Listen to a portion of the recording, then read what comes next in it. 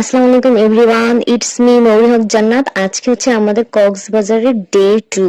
আর আমি ব্রেকফাস্টে উঠতে পারিনি, তাই ব্রেকফাস্ট স্কিপ করেছি। তো সোজা চলে এসেছি লাঞ্চ করতে। এই তো মজাদার ফিশ কারি। খাওয়া দাওয়া শেষে রেডি হতে রুমে চলে আসলাম। এই তো আমি এখন রেডি। তো কালকে সুগন্ধা বিচ, তারপর লাবণী বিচে ঘুরেছি। আজকে দেখি কলাতলি বিচে যাওয়ার প্ল্যান আছে, তাই ঝটপট রেডি হয়ে নিলাম। আমাকে কেমন লাগছে কমেন্টে জানাতে ভুলবেন না। গাইস দেখেন ভিউটা এত সুন্দর, অনেক বেশি সুন্দর লাগতেছে। ওয়াও, মনটা একদম ভরে গেছে আমার। আর আমার ড্রেসের সাথে ভিউটা একদম পারফেক্টলি ম্যাচ। যেমন মনে হয়েছে এই ড্রেসটা বানানো হয়েছে কক্সবাজার আসার জন্য। তো কলাতলি বিচে আমি চলে এসেছি। ওয়াও, আমার পিছনে অনেক বড় বড় ঢেউ, আমার অনেক ভালো লাগতেছে। আমি কয়েকটা পিকচার তুলে নিই, আপনারা ততক্ষণ ভিউ এনজয় করুন।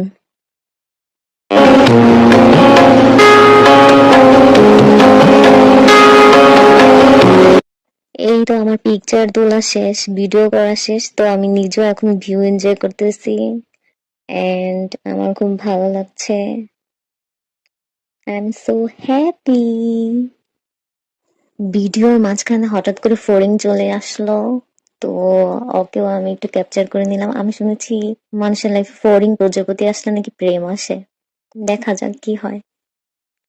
চারদিকে শুধু কাপাল আর কাপাল। পরের বার আমি আসলে অবশ্যই আমার হাবিকে নিয়ে আসবো বিয়ের পরে।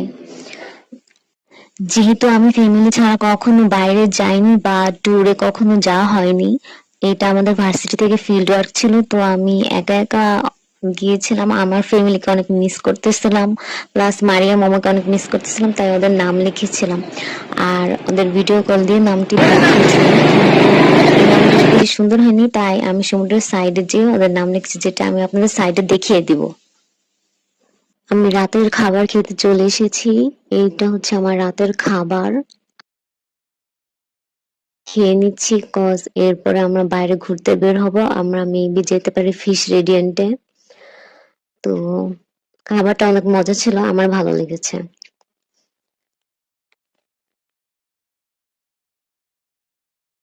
এই তো চলে এসেছি রেডিয়েন্ট ফিশ ওয়ার্ল্ডে।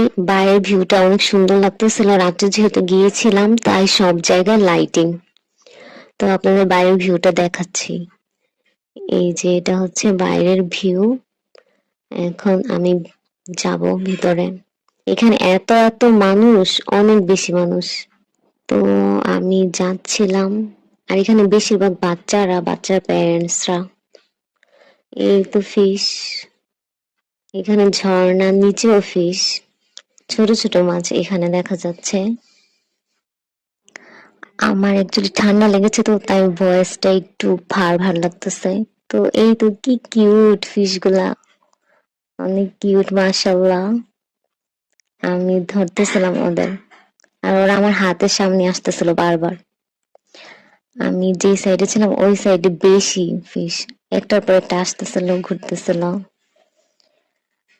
মানে ভিডিওতে কেমন লাগতেছে জানি না, সামনাসামনি অনেক বেশি সুন্দর লাগতেছিল আমার কাছে। অনেক সুন্দর, ওরা অনেক সুন্দর মাশাআল্লাহ। আর আমার সাইডে ফিশ গুলাকে ফিডিং করানো হচ্ছিল। ওই যে ওইখানে সবগুলো ফিশ ফিডিং করছে। দেখতে, সামনাসামনি দেখতে আমার অনেক ভালো লেগেছিল, অনেক কিউট। এখানে মূলত ছোট বাচ্চাদের প্যারেন্টসরাই বেশি বেবিদের নিয়ে আসে দেখানোর জন্য। কিউট, আমার ভালো লাগছে। দেন আমি একটু সামনের দিকে যাইতেছিলাম, আর এখানে সব ফিশ আর ফিশ, আমি যা দেখলাম আর কি। এখানে আমি একটু ভিডিও করে নিলাম। আহ এত বড় একটা ফিশ, কিন্তু আমি এটার নাম জানি না। আপনারা কেউ জানলে আমাকে কমেন্টে জানাবেন। অ্যাকচুয়ালি আমি ফিশই চিনি না। এই তো একটু সামনের দিকে যাওয়ার এগুলো দেখতে পেলাম। অ্যাকচুয়ালি এখানে অন্ধকার ছিল, আর আমার অন্ধকারে অনেক সাফোকেটেড লাগে। কিন্তু ছোট বাচ্চাদের দেখে আমার অ্যাকচুয়ালি এমন সাফোকেটেড লাগে নাই, কিন্তু একটু অন্ধকার অন্ধকারই ছিল। তো আমি সবগুলো ফিশ হচ্ছে দেখতেছিলাম। একটাও নাম জানি না, এটার নাম কি এটাও জানি না। এটাও কিউট, এগুলো কিউট, সবগুলোই কিউট লাগতেছে। তো আপনাদের দেখাচ্ছি আমি। এই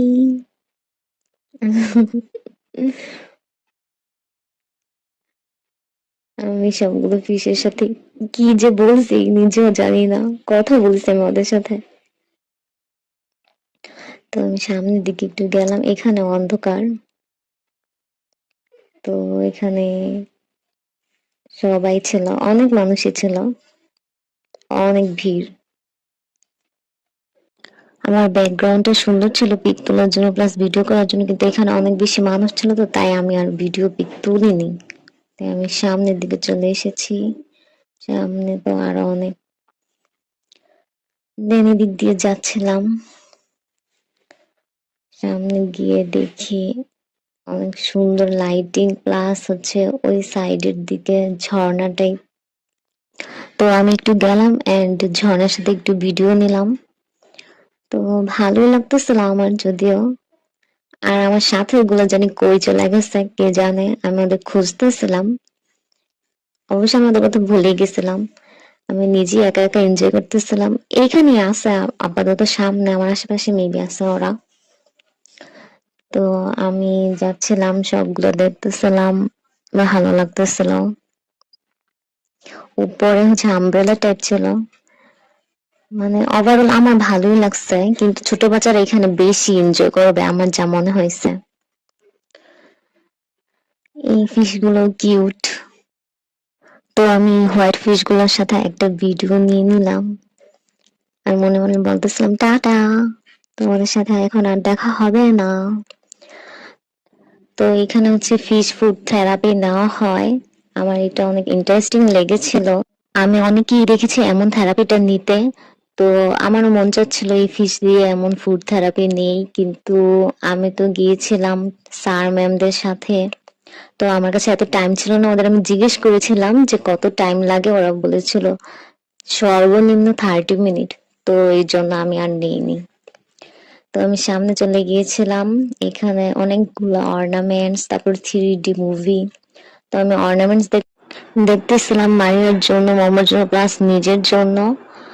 তো আমি এখান থেকে কিছু কেনাকাটা করে নিলাম, দেন সিঁড়ি দিয়ে আমি উপরে উঠতেছিলাম।